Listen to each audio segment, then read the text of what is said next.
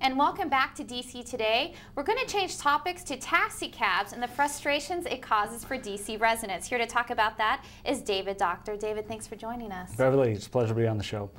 Many people have frustrations with taxi cabs. What is your frustration? I have a frustration that most people have. Number one, they're overpriced, and number two, there's not enough of them.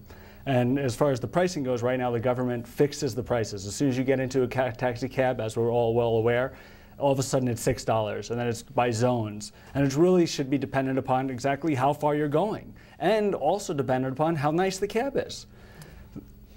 Well, don't you think that part of this is the taxi cab industry needs to make money, and this is their way of making money? Well, we all need to make money, but you know, most of us are not in industries that have fixed prices, and so we base our price based on what a competitor is doing, and they shouldn't be some sort of royalty class that has, you know, gets an exception, is allowed to, you know, everyone must pay $6.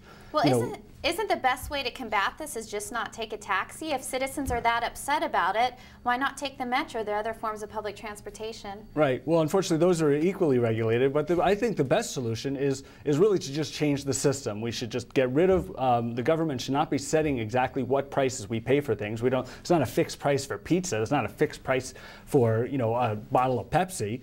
And there shouldn't be a fixed price for taxis. The second thing is that there shouldn't be so many requirements for becoming a taxi driver. Like what we need in the taxi cab industry is something we had like with the internet, where just anybody who wanted to start an internet company did. And what do we have? Thousands of companies and everyone's needs being met. That's what we need in the taxi industry. If you want to start a taxi company, if you've got your Volkswagen and you want to be a taxi driver at night, become one.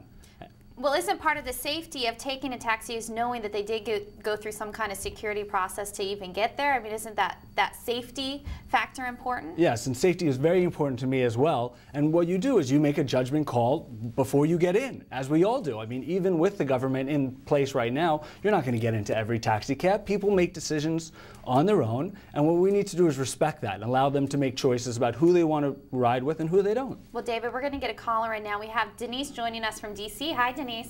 Hi, David. Hi, Denise. You seem like you want to whine about taxes. I mean, these taxes help us to be safe. These taxes create all sorts of good things with taxi cabs. If we eliminate that, we can't be safe. I mean, you can't look at a taxi cab and know that you shouldn't get in. Well, that's a very good question. And what happens in any industry that's unregulated is that you have name brands. And so some companies develop a reputation and you'd be drawn to them. But occasionally some people can't afford, you know, some of those companies. And so you might pay less and accept sort of a lesser quality cab. And that's what we need to do. The problem is when you set minimum requirements to any industry, you price people out of the market. So those people with the least amount of funds are the least capable of taking taxis. And by deregulating the industry, we'll have lower prices, more cabs, and people will find it much easier and much more affordable to take a taxi.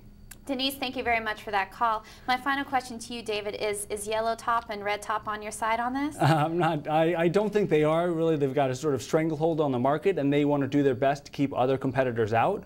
But I'll tell you what, the people that are on my side are the people that just want to get home at night, they just want to get to work in the day, and they don't want to have to shell out, you know, half their paycheck to do it. And what people can do, and I urge them to do, is to, you know, vote for politicians that will get this done, and to be ready, because once it's deregulated, they can be a taxi driver.